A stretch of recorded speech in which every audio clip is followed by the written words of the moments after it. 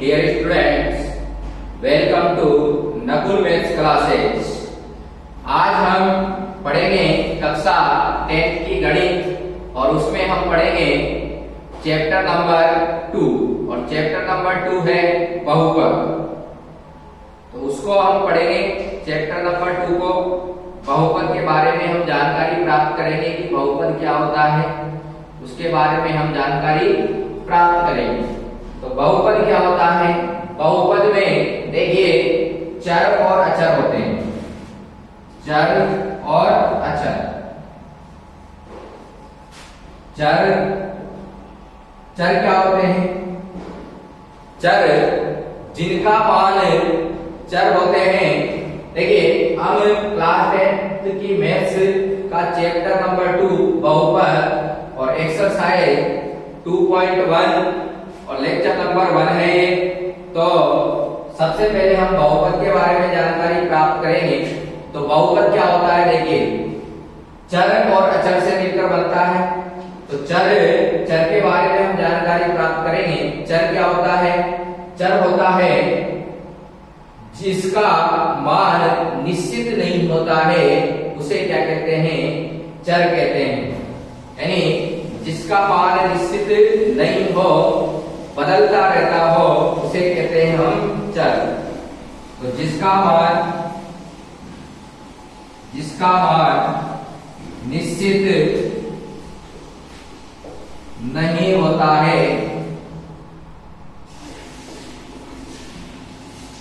उसे चर कहा जाता है। एग्जाम्पल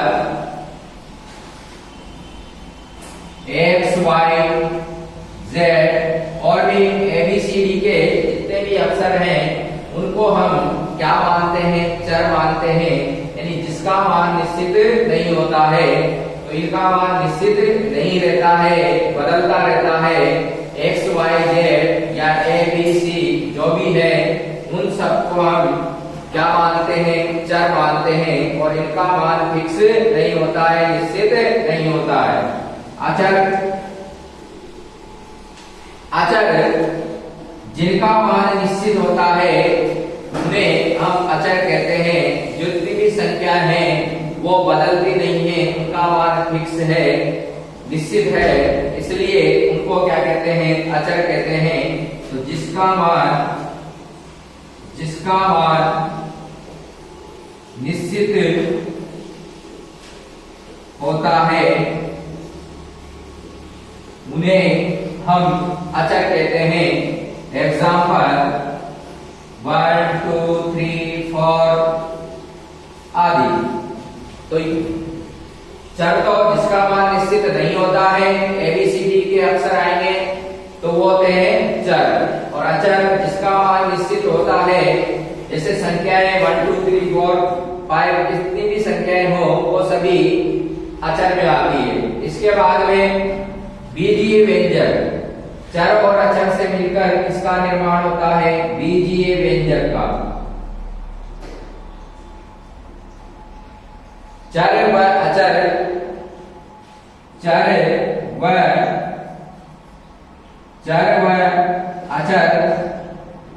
के योग, अंतर, गुणा और भाग।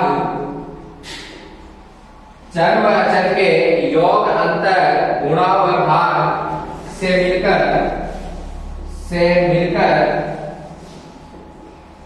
बीजीय व्यंजक का निर्माण होता है। बीजीय व्यंजक का निर्माण होता है, यानी बीजीय व्यंजक बनता है। तो जो चर और अचर इनका योग होगा, अंतर होगा या गुणा या भाग, उनसे मिलकर बीजीय व्यंजक बनता है या बीजीय व्यंजक का निर्माण होता है। और बीजीय व्यंजक ही क्या होता है? बहुपद होता है। लेकिन कब होता है? इसकी कंडीशन है कि बीजीय व्यंजक बहुपद कब होगा, इसकी कंडीशन है।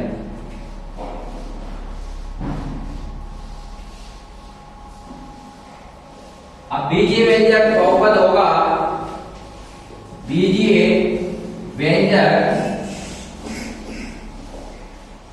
बीजीय व्यंजक बहुपद होता है यदि बीजीय व्यंजक बहुपद होगा यदि बीजीय व्यंजक में चर की घात बीजीय व्यंजक में जो चर की घात है वो क्या होना चाहिए? धनात्मक पूर्णांक होना चाहिए, धनात्मक पूर्णांक हो। यानी बीजीय व्यंजक में जो चर की घात है वो क्या होना चाहिए? धनात्मक पूर्णांक होना चाहिए। इसके बाद में जो बीजीय व्यंजक है उसमें पदों की संख्या निश्चित होना चाहिए, यानी पदों की संख्या क्या हो? निश्चित हो। पदों की संख्या निश्चित हो।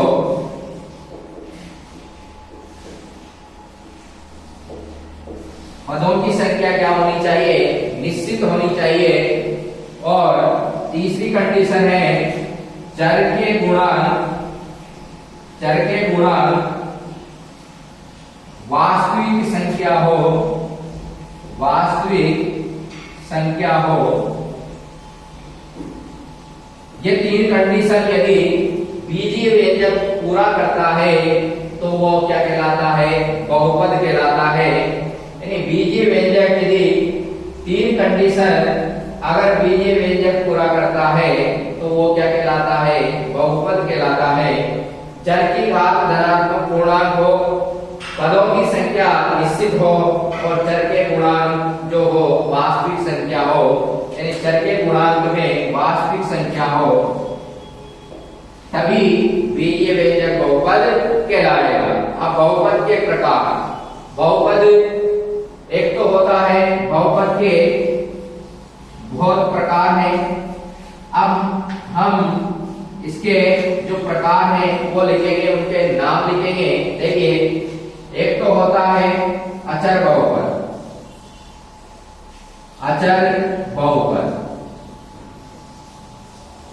अचर बहुपद किसे कहते हैं? जिसमें केवल अचर हो, चर नहीं हो, उसे कहेंगे अचर बहुपद। जैसे एग्जाम्पल जैसे 1 2 3 4 सिर्फ चर हो और सिर्फ अचर हो, चर नहीं हो, उसे कहते हैं अचर बहुपद या शून्य बहुपद। अचर बहुपद या शून्य बहुपद कहते हैं। अब देखिए, इसके बाद में आता है रैखिक बहुपद। रैखिक बहुपद, और रैखिक बहुपद में जो चर की घात है, इसमें रैखिक बहुपद में चर होता है तो जो चर की जो घात होती है, चर की अधिकतम घात कितनी होनी चाहिए? 1 होनी चाहिए, तो उसे कहते हैं रैखिक बहुपद। यानी चर की अधिकतम घात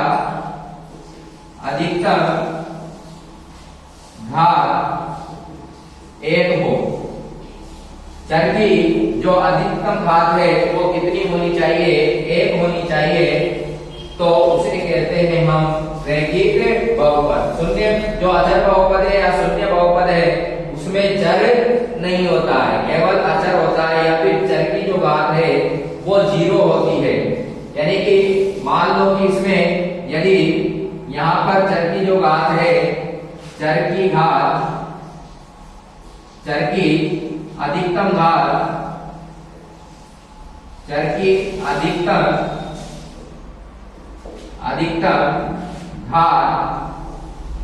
0, यानी जो चर की अधिकतम घात होती है इसमें अचर बहुपद में वो कितनी होती है?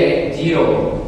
इसीलिए उसमें सिर्फ संख्या आती है, यानी x की घात 0 का मतलब 1 होता है, और कोई भी संख्या यदि है तो उसको अचर बहुपद मानते हैं। x की घात 0 रहती है हमेशा, अगर केवल संख्या है तो उसमें x की घात 0 है। इसका मतलब है वो कैसा बहुपद है? अचर बहुपद है। रैखिक बहुपद में चर की अधिकतम घात 1 होती है।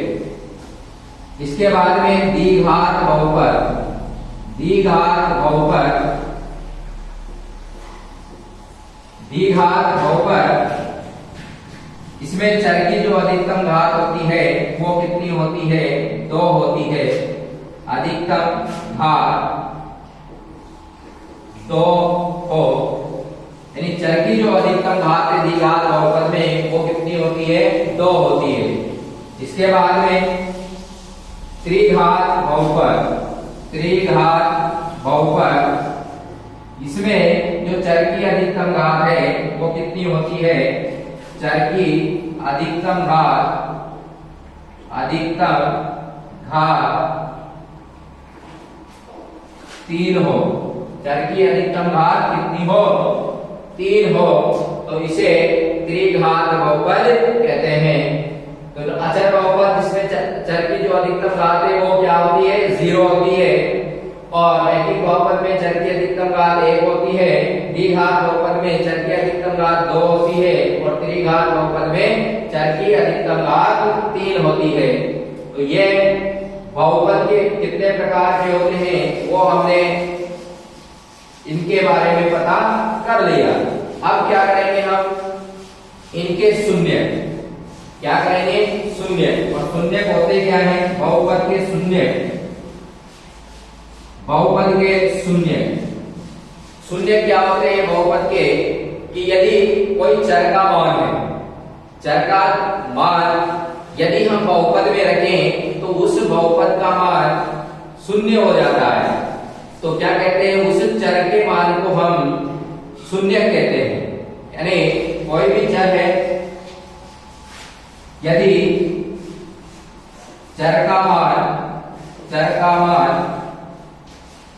बहुपद में रखने पर, बहुपद में रखने पर बहुपद का मान, बहुपद का, यदि चर का मान बहुपद में रखने पर बहुपद का मान शून्य हो जाता है, शून्य हो जाता है, यानी 0 हो जाता है, तो उस चर के मान को बहुपद का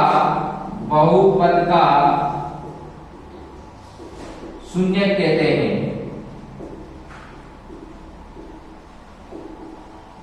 देखिए, यदि चर का मान बहुपद में रखने पर बहुपद का मान शून्य हो जाता है तो उस चर के मान को बहुपद का शून्य कहते हैं। तो कैसे? एग्जाम्पल,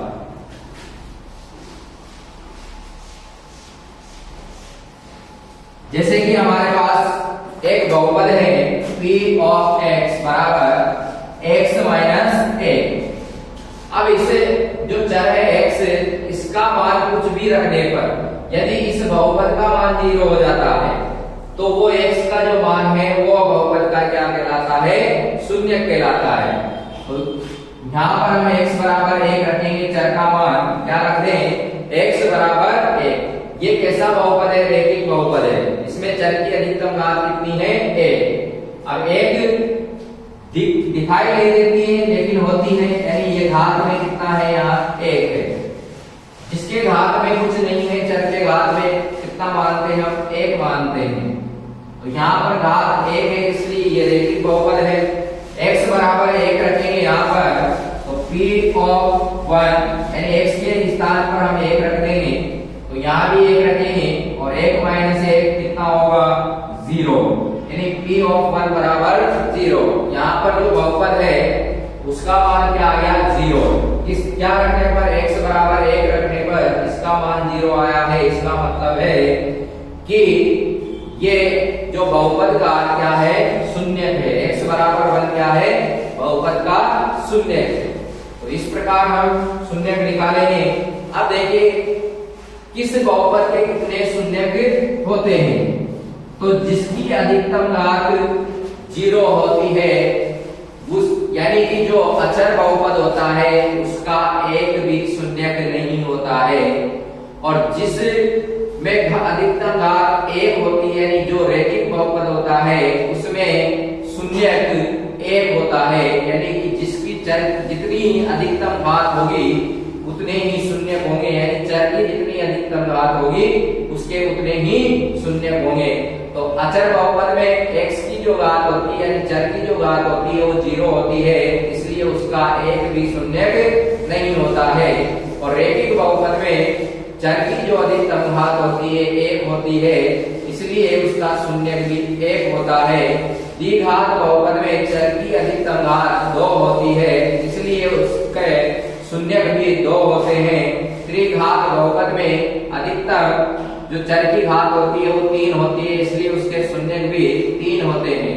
तो जितनी अधिकतम घात होगी उतने ही शून्यक होते हैं। अब यहां बात करेंगे हम शून्यक के बारे में, और अब हम ग्राफ से शून्यक का पता कैसे लगाते हैं। यानी ग्राफ में हम यदि हमें ग्राफ दे दिया जाए और हमें पता करना हो कि इसके शून्य कितने हैं, ग्राफ दे दिया जाए हमें और हमें पता करना है कि इसमें शून्य कितने हैं, तो ये जो बहुपद का ग्राफ है, किसका ग्राफ होता है, किसी बहुपद का ग्राफ होता है, तो उसमें पता कैसे करते हैं कि शून्य कितने होंगे। तो देखिए, यदि किसी बहुपद का जो ग्राफ बनाते हैं वो x अक्ष को जितनी बार काटेगा उसके शून्य भी उतने ही होंगे। जैसे कि एग्जांपल देखिए,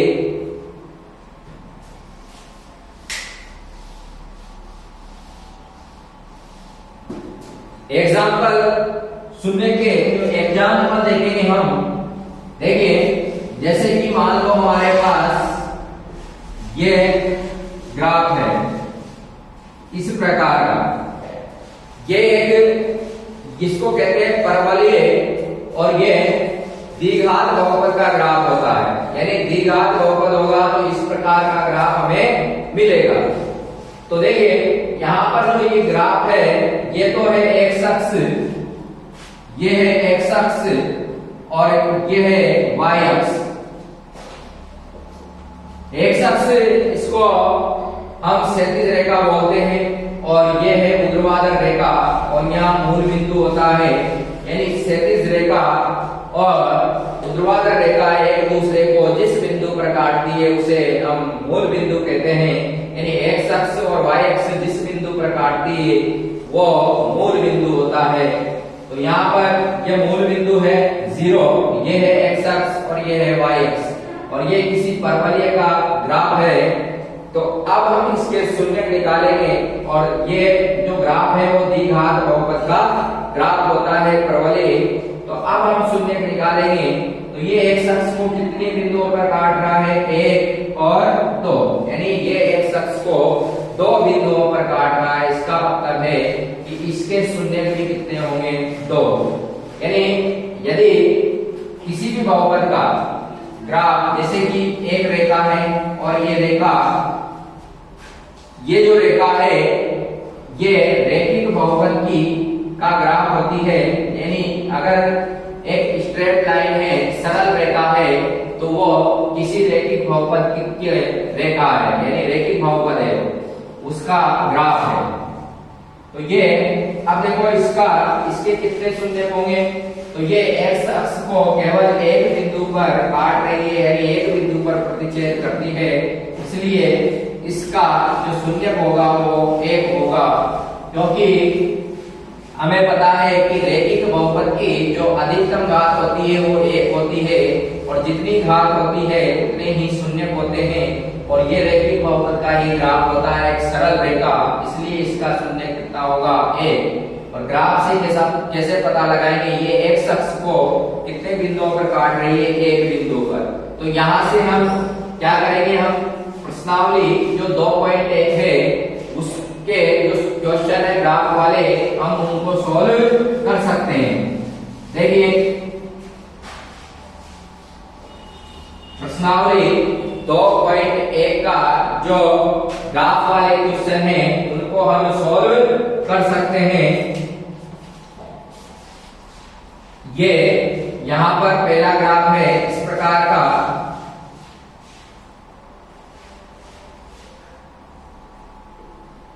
y डैश x डैश। अब इसमें देखो कि इसमें कितने शून्य होंगे, इसमें ये हमें देखना है।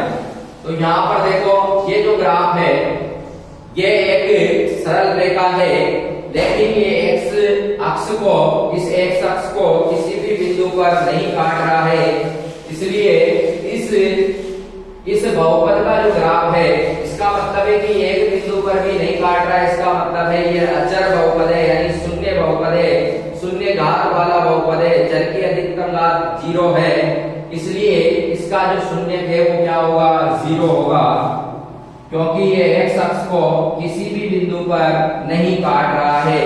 इसलिए जो शून्यकों की संख्या होगी, वो 0 होगी।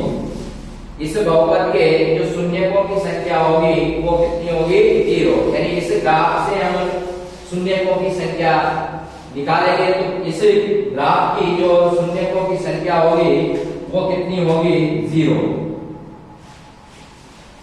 इसके बाद में जो नेक्स्ट ग्राफ है वो इस प्रकार का है,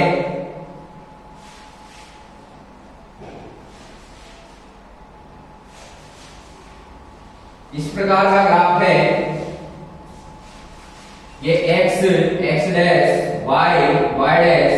अब देखिए यहाँ पर इस ग्राफ में शून्यकों की संख्या कितनी होगी, तो शून्यकों की संख्या होगी इसमें, देखिए ये जो ग्राफ है x अक्ष को कितने बिंदुओं पर काट रहा है, केवल एक बिंदु पर काट रहा है, इसलिए इसमें शून्यकों की संख्या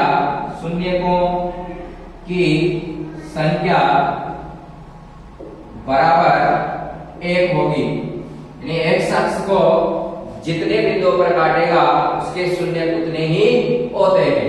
तो ये एक बिंदु पर काट रहा है, इसका मतलब है शून्यकों की संख्या कितनी होगी, 1 होगी।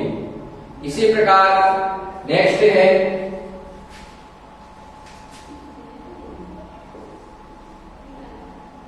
x और x डैश y डैश मूल बिंदु, और इसका नेक्स्ट जो क्वेश्चन है वो नेक्स्ट ग्राफ ये है।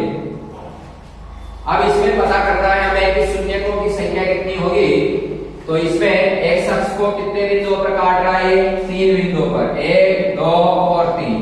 इसका मतलब है कि इसके जो शून्यकों की संख्या है वो कितनी होगी, 3। यानी ये जो बहुपद है ये किस बहुपद का ग्राफ होगा, त्रिघात बहुपद का। तो यहाँ पर शून्यकों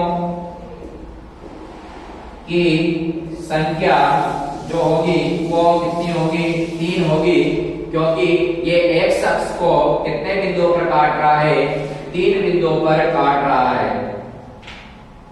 तो इसी प्रकार हम इसके जो अगले सवाल हैं वो कर सकते हैं, बहुत इजी सवाल है, सभी इन सवालों को इजी से कर सकते हैं, ज्यादा कठिन नहीं है। इसलिए हमने इनके 3 ही सवाल बताएंगे। प्रश्नावली जो एक्सरसाइज 2.1 है इसके हम 3 ही, और जो 3 बचे हैं उनको आप भी कर सकते हैं, ज्यादा हार्ड नहीं है।